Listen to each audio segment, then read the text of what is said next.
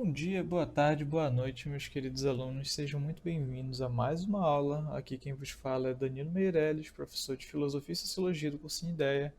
E hoje eu vos trago o tema estratificação e desigualdade social, um tema de sociologia que vai estar agregando para o repertório sociocultural, tanto para a prova de sociologia quanto para a prova de redação de vocês. Então, para dar início a entender esse tema, vamos falar um pouco sobre a estratificação social. O que seria essa estratificação social? E para entender isso, nós devemos entender que quando falamos de estrato social, nós estamos falando da divisão dos indivíduos numa sociedade. E independente de qual o tamanho da sociedade, do quão simples, do quão complexa seja a sociedade, ela possui algum tipo de estratificação no seu interior, ela possui algum tipo de divisão. E existem alguns exemplos da forma como isso acontece, da forma como as sociedades elas se dividem ou se dividiram no passar dos anos. Eu trouxe três exemplos aqui, que são as castas, os estamentos e as classes. E isso vai mostrar é, vai ser um espelho de como aquelas sociedades se organizavam e como os indivíduos presentes naquela sociedade tinham acesso aos recursos materiais e imateriais. Dependendo de como você estava posicionado na sociedade, você tinha um acesso diferenciado a determinados recursos. Se você é pertencente a um extrato social mais elevado, você tinha acesso a recursos é, mais privilegiados do que quem estava mais abaixo. Mas isso a gente vai entendendo aos poucos. Vamos comigo. Primeiro vamos falar acerca do sistema de castas. O sistema de castas, eu trouxe como exemplo aqui a divisão da sociedade indígena. O sistema de castas ele vai dividir você a partir da sua origem. Existem desde os mais elevados, que são os brahmins, que seriam os sacerdotes, até o que seria os mais baixos, digamos assim, que são os párias, que trabalham com serviços sujos, que como eles denominam, que são os profissionais sem qualificação. Então, os párias, normalmente, eles vão se relacionar com outros párias e vão formar família de párias e isso vai determinar que tipo de relações vão ser estabelecidas dentro daquela sociedade, assim como os sudras vão sempre se manter aqui nesse aspecto. Então, as castas elas te colocam naquela posição, você nasce e morre naquela posição. E apesar da modernização da sociedade, na Índia ainda é amplamente utilizado esse modelo. Outro modelo que nós conhecemos é o de estamentos. Esse a gente é muito conhecido porque ele era o sistema utilizado na época da Europa feudal. E a gente conhece ele principalmente ali das aulas de história, né, lá do ensino médio fundamental, que tem o, que tem o clero, a nobreza e tal. E ele era assim que era dividido na época da Europa. Ele tem uma leve possibilidade de mudança entre um estamento e outro.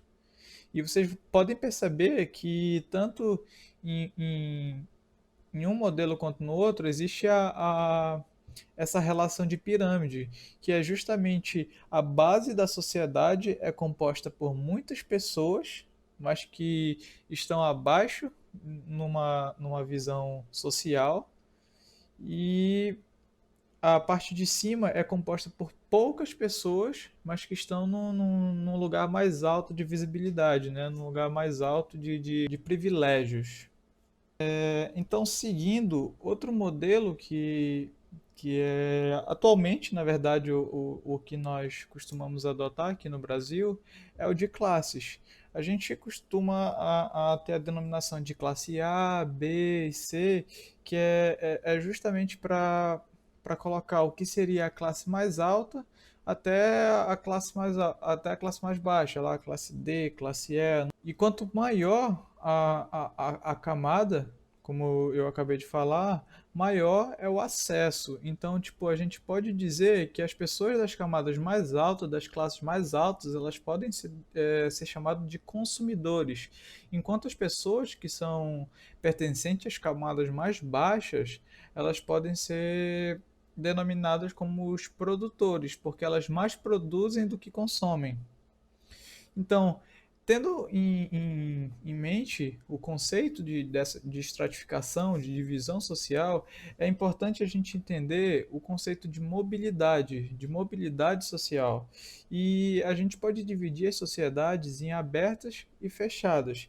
E isso significa justamente o grau de facilidade que você pode se movimentar entre um extrato e outro. Nas sociedades abertas, você tem a possibilidade de transitar entre um extrato e outro. Ou seja, se você nasceu na classe D, através através do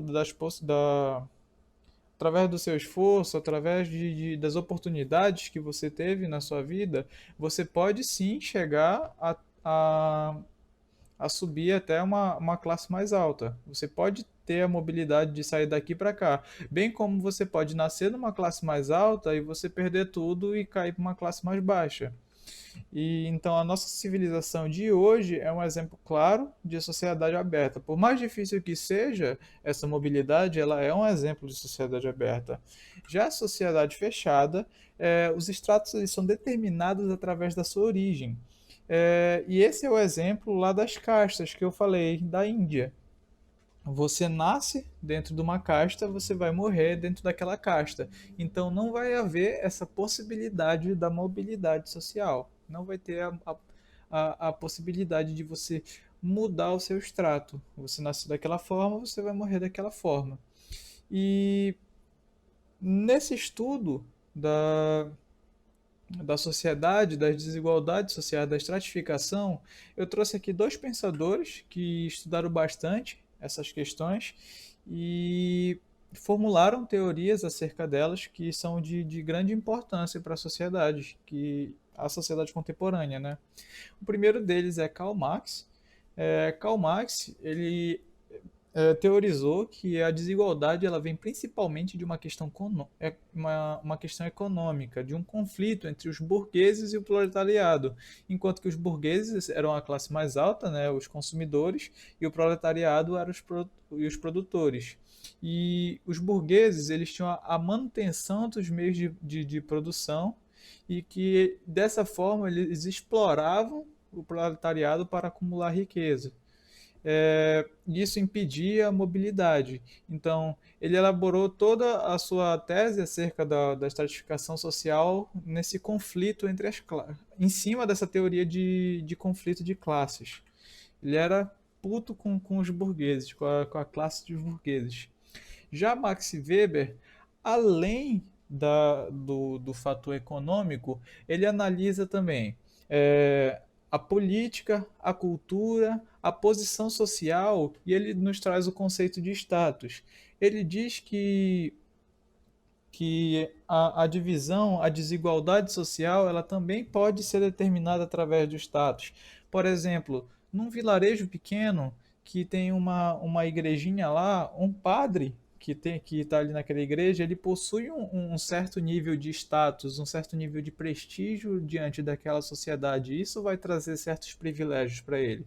Então, a análise de Max Weber já buscou abordar outros pontos da sociedade, não só sob o ponto de vista econômico.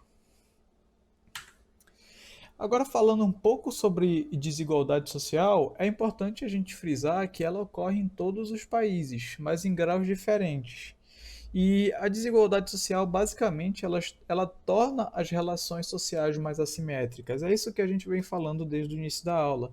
Enquanto que as pessoas de classes mais altas têm acesso mais facilitado a bens, a oportunidades, as pessoas de classes mais baixas têm maior dificuldade para ter esse acesso.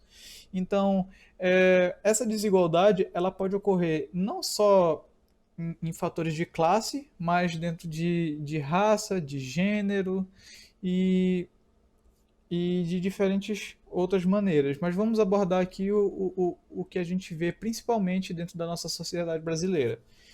É, Primeiramente, vamos falar sobre a desigualdade racial dentro do nosso contexto do Brasil.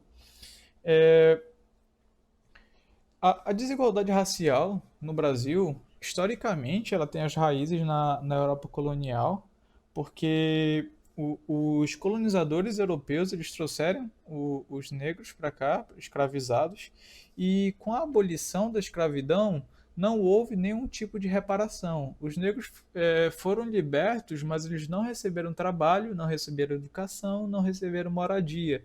Então eles foram marginalizados, eles viveram é, às margens da sociedade, viveram sem qualquer tipo de, de reparo acerca daquela situação difícil que eles tinham vivido, e os descendentes dele, por consequência, iam viver situações difíceis. E isso tem reflexo até hoje, afinal, faz pouco mais de 100 anos que o Brasil está livre da escravidão. E a manutenção do pensamento eurocentrista, que é algo que ocorre até hoje, é, mantém essa desigualdade racial com alguns níveis, digamos que preocupantes. O que seria esse pensamento eurocentrista? É sempre pensar no povo europeu como o centro da história do mundo, como tudo que é bom vem da Europa, como que nada das outras sociedades fosse algo adequado, fosse algo bom. Então, é, hoje nós já vemos uma realidade muito diferente daquela que a gente via quando houve a abolição da escravidão, diante de diversas leis, diversas políticas públicas que foram criadas para combater isso, entre elas a Lei de Cahó, em 1985, que estabeleceu o racismo contra crime, o racismo como crime, e em 2012 a Lei de Cotas, né, que reservou vagas para negros nas instituições federais. Isso aumentou o ingresso de negros nas instituições públicas. Mas apesar de todos esses esforços, a desigualdade racial no país ainda é muito grande, e isso se deve a essa ampla esse amplo processo histórico que o nosso país viveu. Aqui alguns exemplos das leis que foram criadas, né, durante esse período, desde a abolição até a lei de cotas, que já é mais recente, né?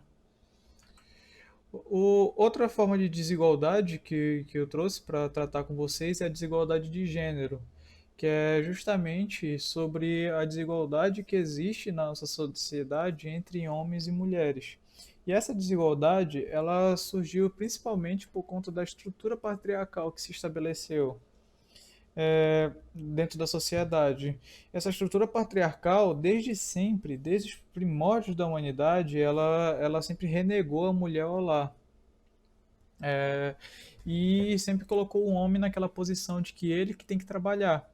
E isso trouxe um pensamento que ainda é mantido até hoje, infelizmente, por muitas pessoas.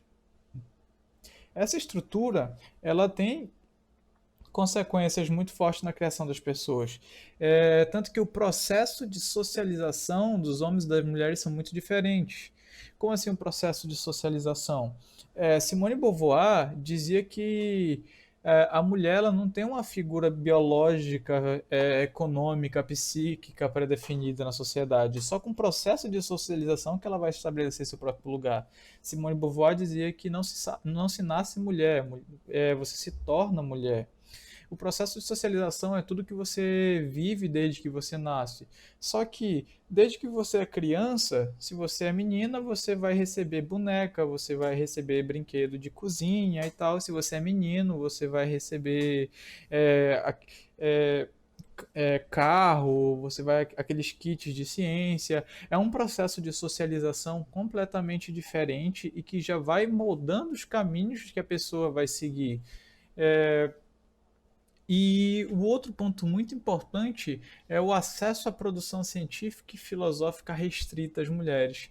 Desde sempre, é, desde sempre as mulheres não tinham acesso à universidade, não tinham acesso tão facilitado quanto os homens à produção científica de, de, de modo geral, né?